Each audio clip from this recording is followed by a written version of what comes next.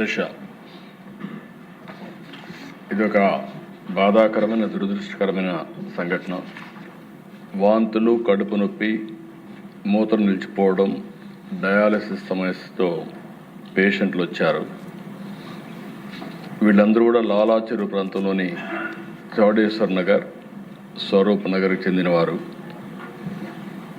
Clinical పరీక్షల్లో రక్తంలో urea మరియు సీరం కెరియాటిన్ స్థాయిలు పెరిగినట్లు గమనించారు.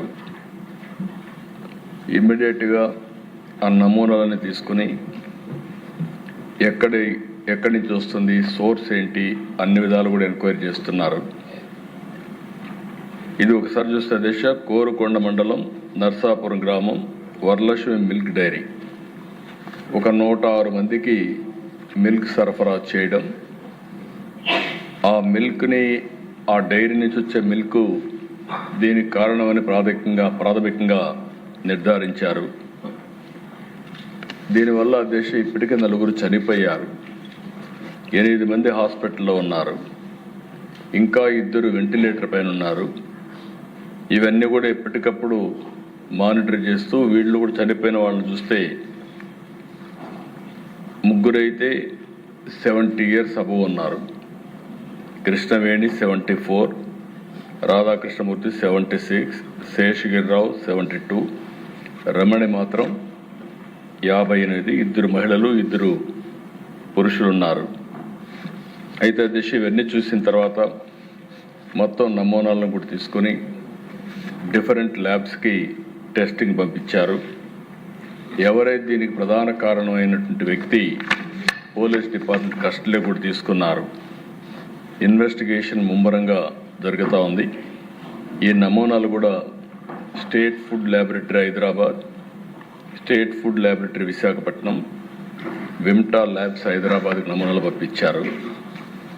కేసు కూడా ఎవరైతే మృతురాలు తాడి కృష్ణవేణి కుమారుడు సీతారామయ్య ఇచ్చారు, దాన్ని ఆధారంగా చేసుకుని 194 సెక్షన్ కింద, బిఎన్ఎస్ఎస్ కింద, సెక్షన్ 174 సిఆర్పిసి కింద కేసు కూడా బుక్ చేశారు.